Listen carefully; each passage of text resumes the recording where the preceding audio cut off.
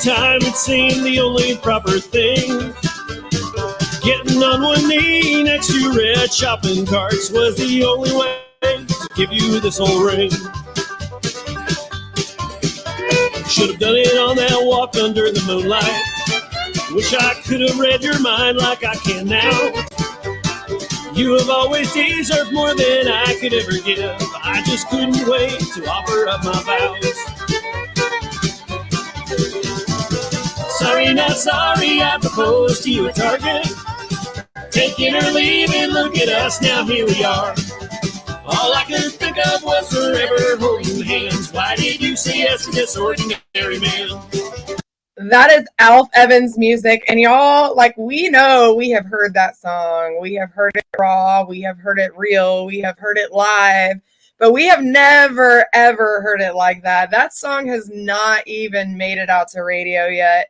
First time ever. Thank you so much for that, Alf. That's no awesome. Problem. My pleasure. These songs are not even on Spotify yet. Y'all are hearing them for the first time ever. Alf joined us back in June of 2023 and had no idea that his life would be where it is right now. Yeah, because he's true. like, I'm just a church band, Cynthia. I'm just a church band. Well, he has evolved from that experience. And he is Alf Evans. You can find him at alfevans.com. Alf, tell us about that song. Like, people are probably wondering what was on your mind when you wrote about proposing at Target. Did you actually do that? I did. So I don't think it was Willie Nelson. It was somebody before Willie Nelson that said, if you want to write a good country song, it's 3 chords and the truth. And the implication is just write what really happened. And so one of the largest tragedies of my life is that I proposed to my wife at Target. She still said yes. But it's just one of those things I wish I could take back. We knew we were getting married. I was living out of state. I came in state. Like, it was a turnaround. Let's get married and go start our life thing. And we were actually at Target to register for our wedding. So it was almost like, let's just knock this thing out. It was, hindsight, I'm like, gosh, what an idiot I was, man. But she married you. And you guys are still married. How long have you been married? 25 years. Holy cow. Must not be too big of an idiot if you maintained 20-something years of marriage. It's been rocky. Jesus kept us going. She jokes that it was my blue eyes, but we've had our hard times, but we've had really, really good times, and we just haven't given up. It's been tricky. There's definitely 2 keys in there. 1, Jesus. 2, never giving up. Those are like the 2 main ingredients. Without that, like, good luck with life. Yeah, there has been a handful of times. We lived in Cambodia. I was just really, really going through it, and I was ready to just escape and kind of like go live on a beach by myself. And I just had to be honest. She knows me better than I know myself. So we went through that season. And we're still here. We're still rocking. We're into our 26th year now. So it's good. Yeah. And you guys have children. You have a daughter that actually performs with you, right? Yeah. I got 2 kids. Trey, he's Al the third. He's 21. And then my daughter Schaefer is 17 and sings like a lark. I mean, I'll get up and I'll have to fight for my voice, and she'll just wake up cold and just do the thing. It's so annoying. Oh goodness. It sounds like you and your wife mixed the right genes then. For sure. Yeah. They got the best parts of her, and then we're fighting to beat down the worst parts of me. Yeah.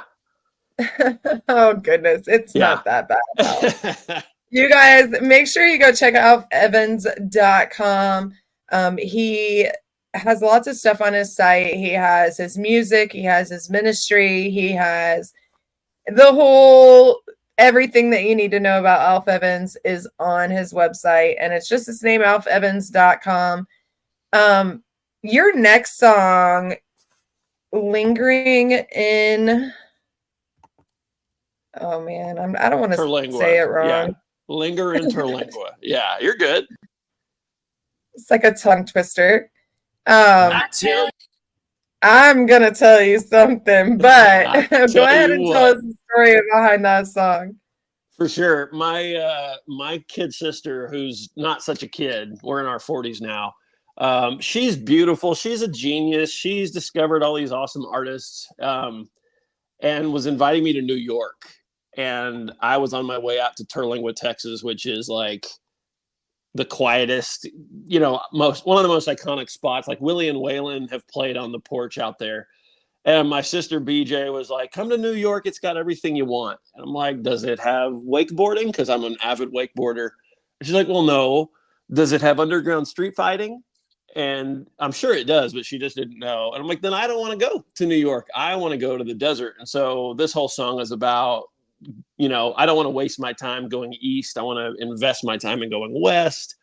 And just Terlingua. I've written so many songs out there. I'll sit and be quiet. And that was the first song I ever wrote.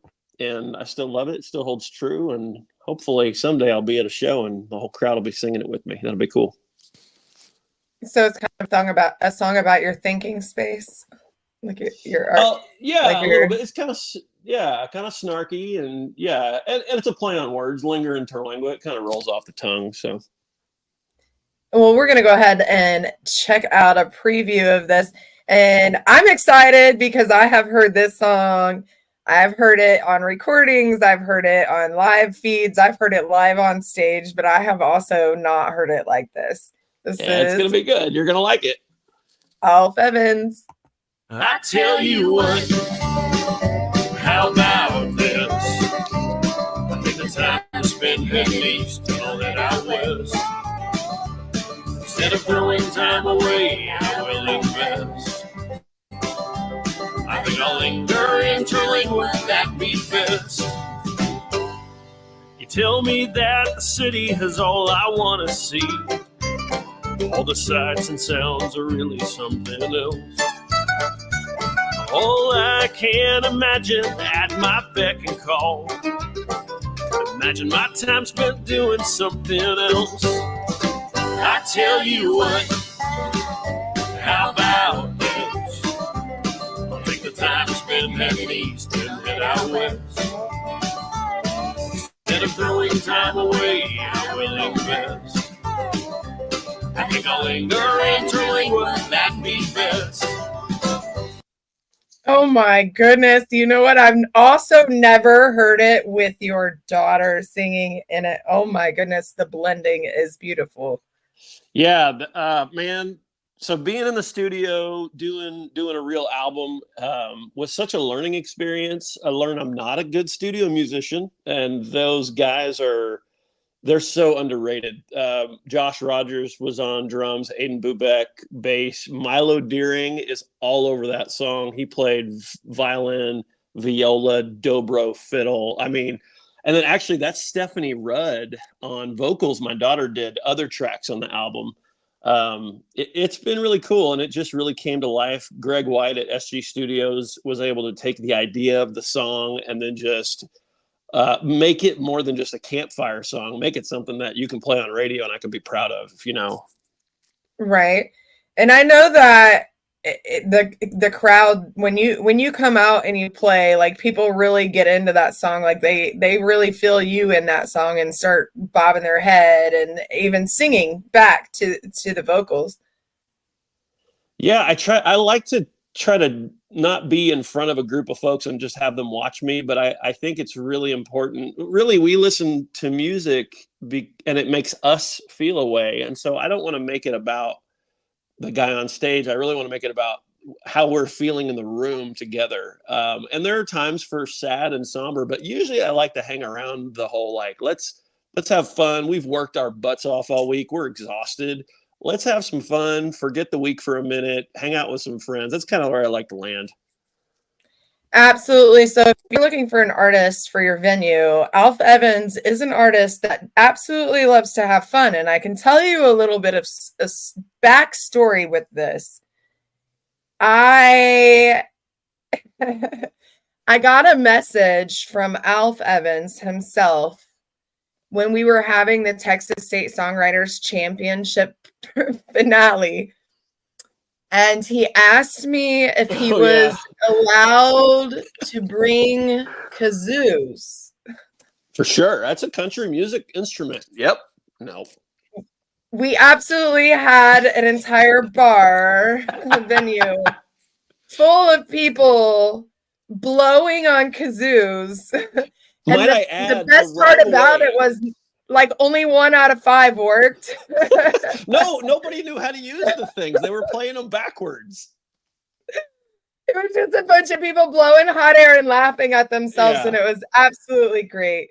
Absolutely a fun time, and absolutely everyone was like, "Who brought the freaking kazoos?" They were having so much fun with them. They didn't even realize that it was part of the show.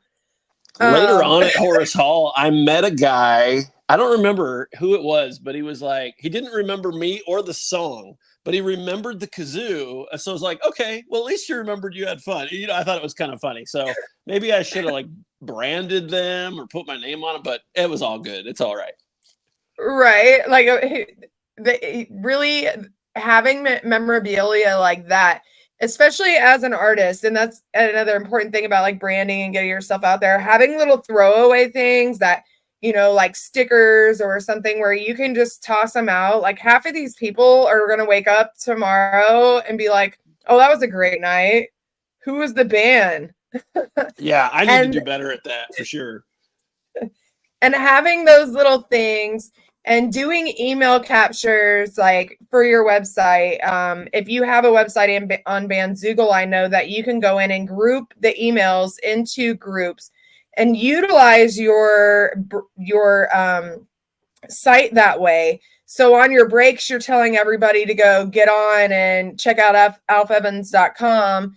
And then at the end of the night or the next day, you just go group all of those into that specific venue. And then you can email blast just that specific venue. That way you're not constantly sending these every single flyer that's on the planet to where they're sick of Alf Evans or whoever you are. Yeah. But having a website's a huge tool, but it has to be used properly. And I know a lot of, and I myself even am at fault because every time I log in there to actually upgrade my site, I'm like, wow, that needed changed a while ago. Hey, let me take a second and prop you. Like you built my website, so props to Cynthia. It's one of those things you've got to have. And man, like I'm kind of the non-tech side of Gen X. And I'll sit in front of a computer and waste a half a day and I didn't get anywhere. And you like very affordable rates, you got it going. And then you got me the know-how to like make it my own. And so I was able to like finish it up and put the zhuzh on it, if you know what I mean. But just thanks to you for getting that thing out of the gate at a very affordable rate. It never would have got done without you. So good work on that. If you need a website, band guys, people out there, talk to Cynthia. Yeah, and it's not even just about getting a website. And I know I sound salesy because I message everybody, and then like a lot of artists, it's insane the amount of artists that are like, oh, thanks for telling me that, because they have a website. They probably paid a lot of freaking money for it because I got a lot of heat when I started doing these for artists in town because I have friends that build websites and they're $5,000. So to hear me doing half price sales to where artists are getting a whole website, branding, merch, all of that on there for $150, like I got a lot of crap for it. For sure. And I also ended up with some medical bills for it because I mean, it takes like 6 to 12 hours to do a site. And when your brain has that much screen time, there's a reason people charge $5,000.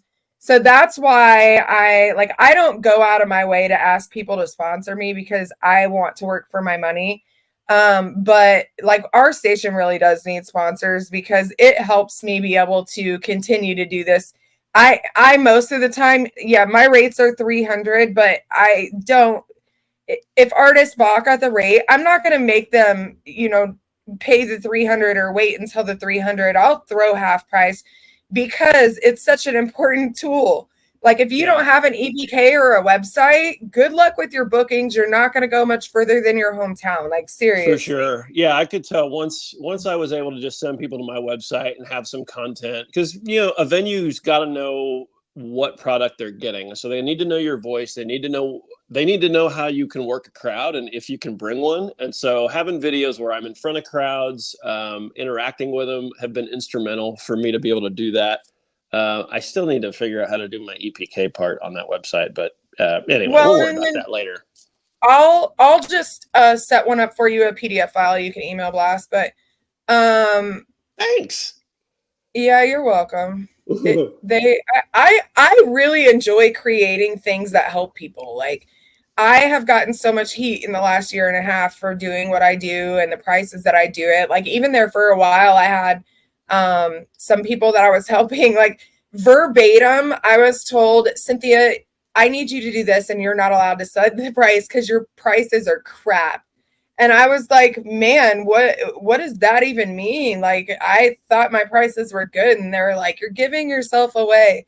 But I mean, there needs to be more people like that. Like, I don't think our world would be so hard to live in if we helped each other and actually did that instead of, continuously following this rat race that we've been conditioned to run. Anyway. Yeah.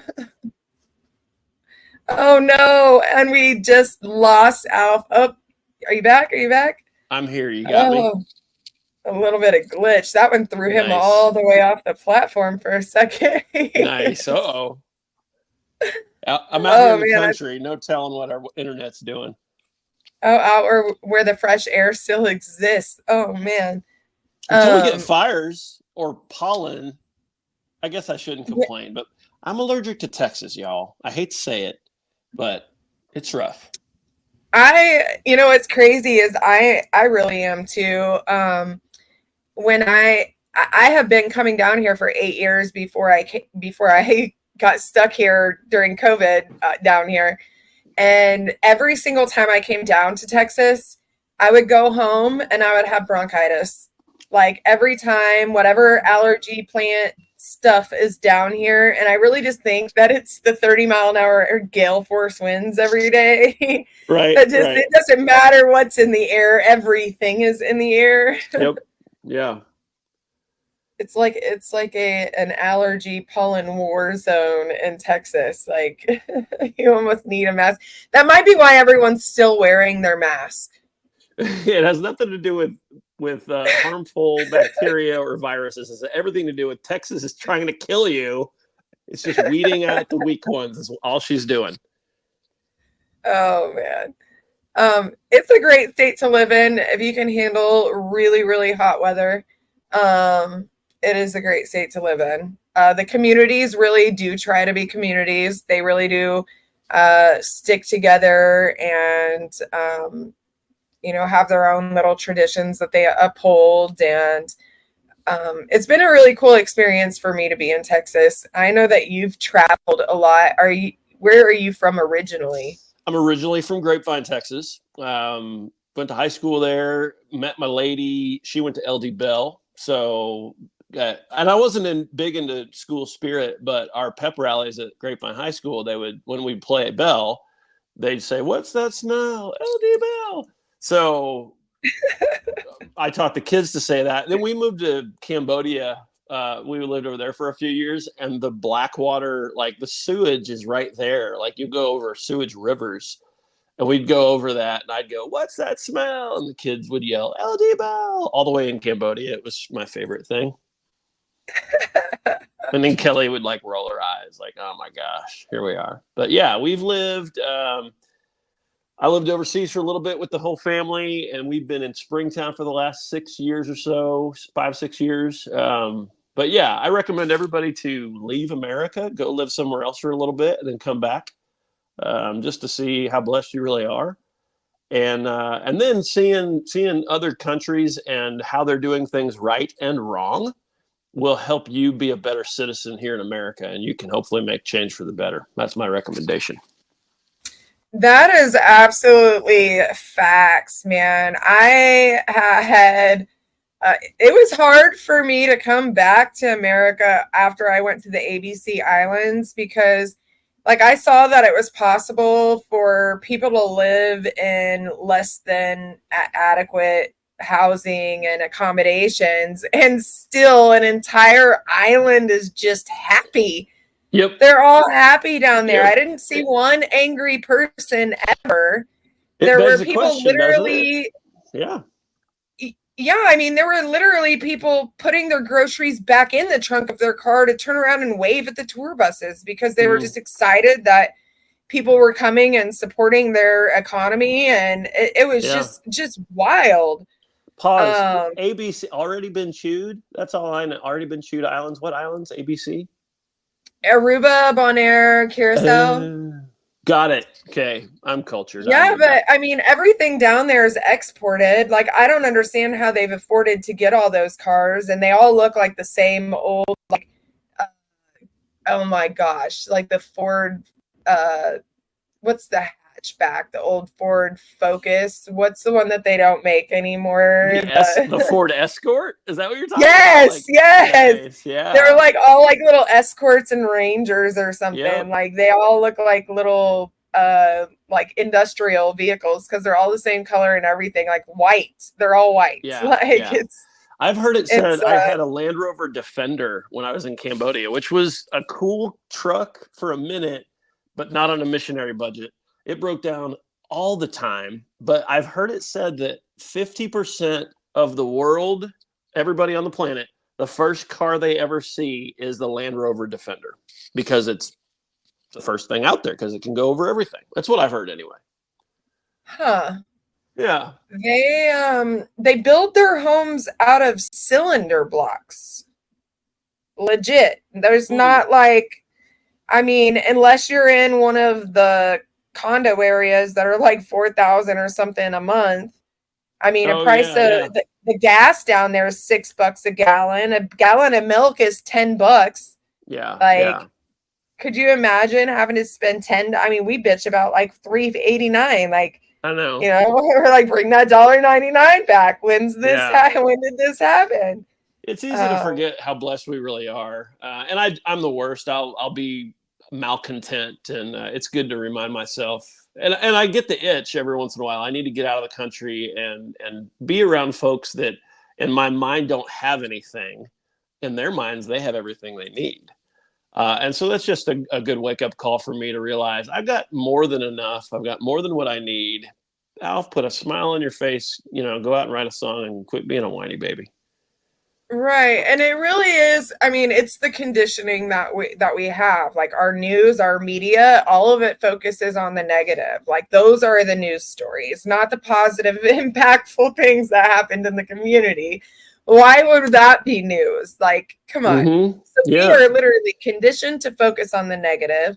And then with everything going so fab, I guess, or trendy, like, the Jones effect of wanting what someone else has done a massive number to our minds, because that's what's pushed on us through the media, and we're conditioned to want that. We're conditioned to want Linger and Terlingo is about a little bit, right? I just want to go out, and the second verse of Linger and Terlingo says, look at that, all them screens, all the time spent looking down, it makes me think, there was a day out in Terlingo where the service was so bad it wouldn't matter if you brought your phone or not because you wouldn't get service.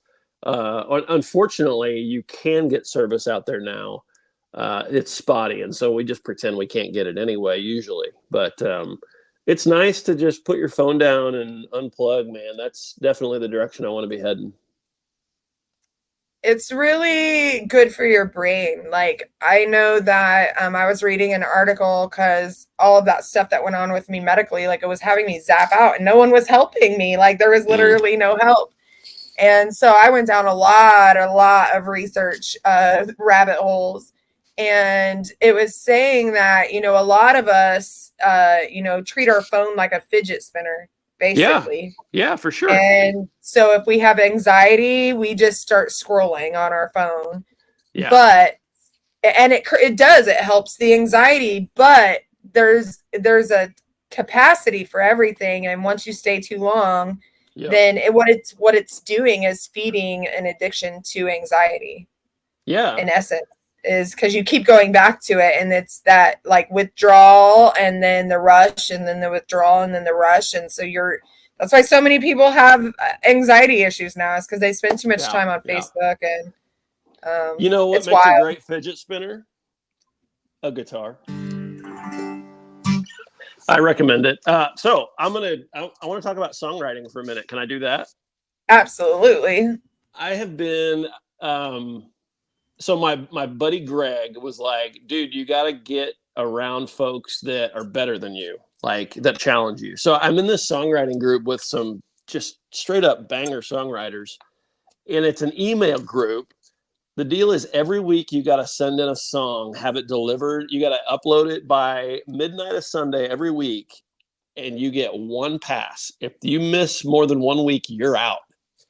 And these guys aren't like, they're not giving you feedback. They're not grading you. And these are some of these guys are like big dudes. And so here's this, me and a couple others are like, what are we doing? But we just keep grinding. We keep writing music. It has been it's me versus myself. It's been so much fun and so good. And like this week, I'm like, what the heck am I going to write about this week? And it just forces me to write and have my guitar in my hand more.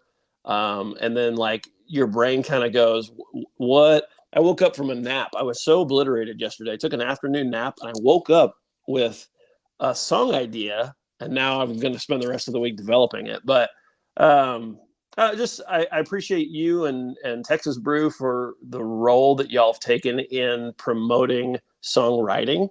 I think a lot of us, and I got to get away from the songwriting is gonna make me famous, or the songwriting is gonna make me make it, right? As you continue to do it, songwriting in itself is inherently just beautiful and good. And I've got to be okay with none of these songs getting out there, if that makes sense. Like, just the process itself is enough, and be okay with it. So, kind of ranting a little bit, but if you're thinking about songwriting, if you're like, oh, I could never do that, just do it. Just do it. Share it with your significant other, and you never know. You might find more than you think in the process. Yeah, it's really about honestly, it's a different version of journaling. Yep. And journaling it's an artistic version of journaling. You're getting out I like those that. things inside of you that are consuming you and overwhelming you and need to get the heck out of you. Yep, for sure. And it really is cleansing. There's therapy and writing. There's therapy in a lot of art, and that's why people are drawn to it, is because of the healing properties. And that's why it's so important for us to support the songwriters and to support the people at the low, and give them inspiration and hope. Because honestly, like, this world is sick of the fake. This world is sick of corporate crap. This world is sick of the rat race. This world is sick of Can we talk about George Strait for a minute? Like, George Strait's shows, I haven't been to one, but what I understand is he just comes out and plays a guitar with very limited production, limited lights, limited show. He just comes out and sings, and 110,000, right? Isn't that showing us that people just want authentic? They just want raw. Right? Does that make sense? Yeah, they absolutely want raw and real. That's why people like, oh gosh, I was so sick of the Richland what is Anthony whatever blew up. The independent people are blowing up because people want people that are not afraid to say what the hell is on their freaking mind. Yeah. Like, they want to know straight up. And that's such a fine line to even venture on anyway. Like, I mean, I've always been one where, I mean, my filter was broken from the jump. I'm going to tell you what's on my mind because my face is going to do it anyway. Right. Yeah. I have the similar problem. Yep.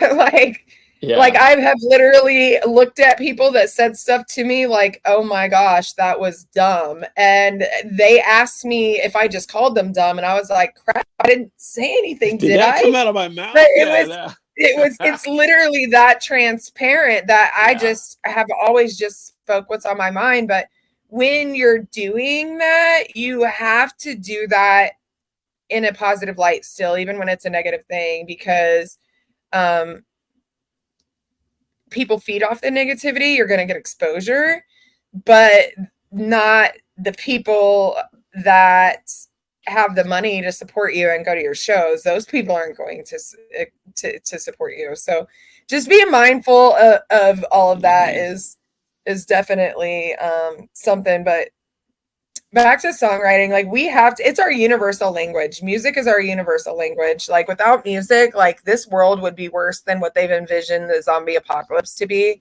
And Yeah. so that's why I support music, because the world needs to heal. Our artists need to heal. Yeah. I say it almost every single interview, that what you hear is the rainbow through the broken pieces.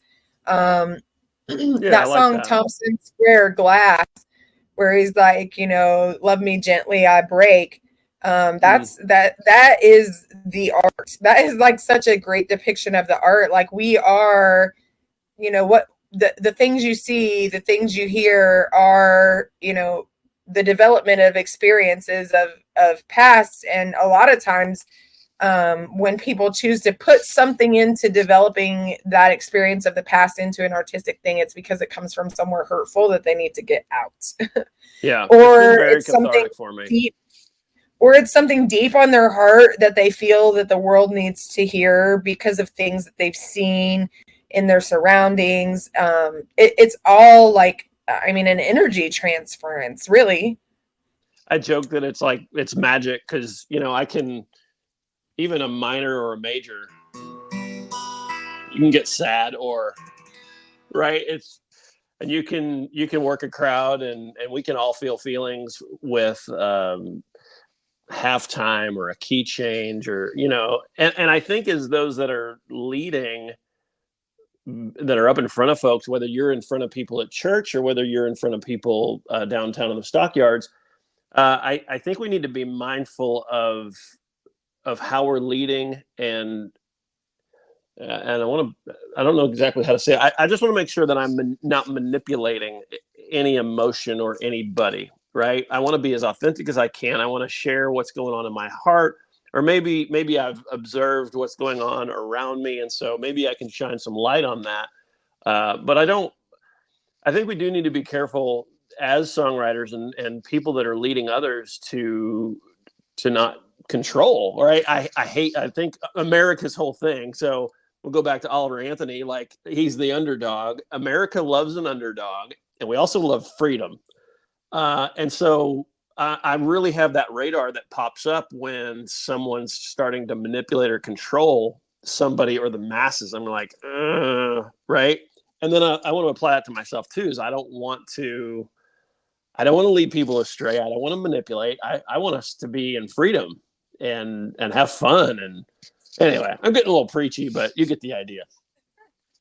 No, absolutely see where you're going at with that. And it's like you want to have friends and not followers is basically where you're going at with your adventure. Like you're not like, go jump off the bridge with me, or like, hey, let's go look at this cool bridge and enjoy the view. Like Yeah. Let's talk about that for a minute too. The idea, I've had it's been a really hard year for my family and I, and the idea of a person versus who the person really is. Um, I think John Mayer talks about who do you love, me or the thought of me. And I've had some friends that are like, I'm going to be with you to the end. And then all of a sudden they're not. And it doesn't take much. And I feel like as I'm me, they're like, oh, I didn't sign up for this. I don't want this part of you. And it's been really hard and hurtful, and acknowledging that I have my own process and part to play in relationships. But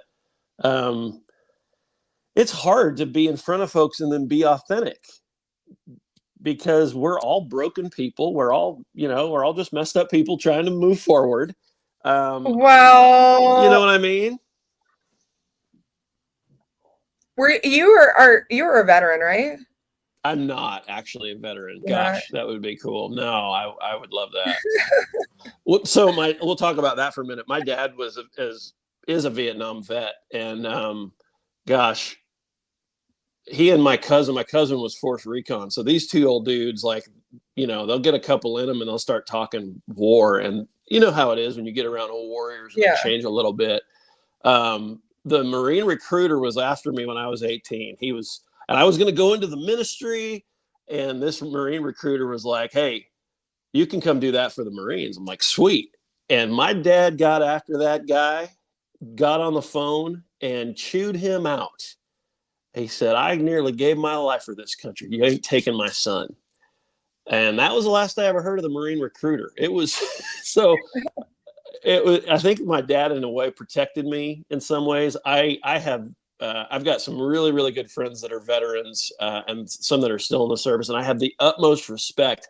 And I think every man, maybe everybody, wants to know, how would I do when bullets are whizzing over my head? Would I fall apart? Would I be able to lead? Would I be able to rush into duty?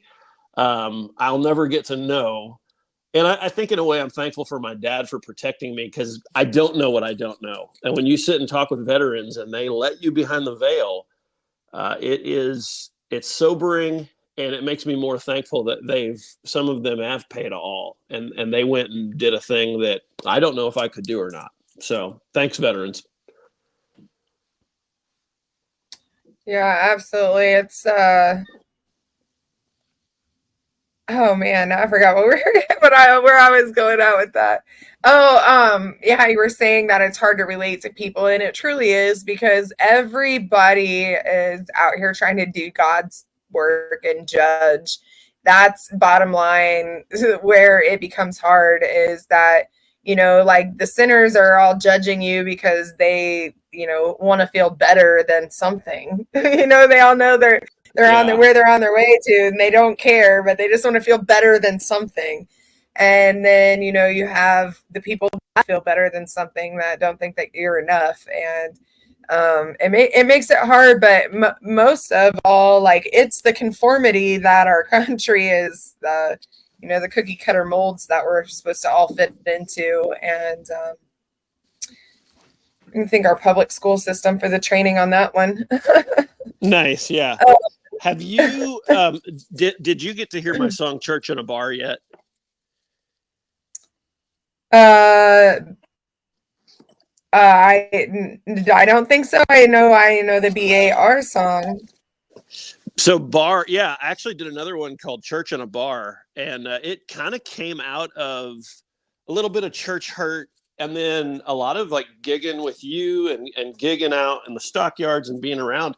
What I noticed, that there were some remarkable similarities between churches and bars, and both groups kind of think they have the corner on the market on people. And it just made me smirk and made me laugh. So you can go onto my Facebook page or my website. That song's on there. I've been writing. I have a lot of project cars laying around that I need to either sell or finish, but I've been doing project songs in front of project cars. And Church in a Bar is up there if y'all want to go listen to that. It's a little snarky, but I'm a little snarky. What are you going to do? Right? Just be yourself. That's what you're gonna do. Hopefully, you You're just keep right. on doing Yeah. that, because Yep, for man, sure. this world feels like it is out to change everyone for sure. Um, I know that we have one more song. We've been talking on here for a good 40 minutes almost. Some of these people got to get back to their lunch. Right, right. um, your next song is, hold on. I know it's about Texas. Mm-hmm. I wrote it I when I don't lived in want to say it Cambodia. wrong. Oh, it's I Miss Texas. Yep, yep. Let's hear the story behind this song. Yeah, it's when I lived in Cambodia. And in Texas, you're driving down your 2-lane road back out here on my street in Springtown. You do the one finger howdy. or the two like, hey, and you just wave to folks. And I can always tell when you're not from my road or my area because they're not waving back, but we're always waving to each other. And so I found myself, I would do that when I lived in Cambodia, driving the Land Rover, and nobody would do it back. I'm like, oh yeah, I'm not in Texas. So the song came up. I just started humming it. I miss Texas. And my best friend that passed away, Matt Netzer, he was the one that pushed me to get that truck. And a lot of that is I miss him. It's kind of it's a bit of a love story to my best buddy that I lost. But at the time I missed him and I missed Texas. And so that's what the song's about. Yeah, well, we're going to go ahead and listen to this tune and then let you all get back to your lunch. Thank you for tuning in with Alf Evans. You can see his music and all of his stuff at alfevans.com. And we'll be back again tomorrow. Thanks, Cynthia. Miss Texas. I miss you. I miss the 2-lane road, the howdies I get when coming through. I miss the friendship, I miss the smiles. I miss you for quite a while. I miss Texas. I miss you.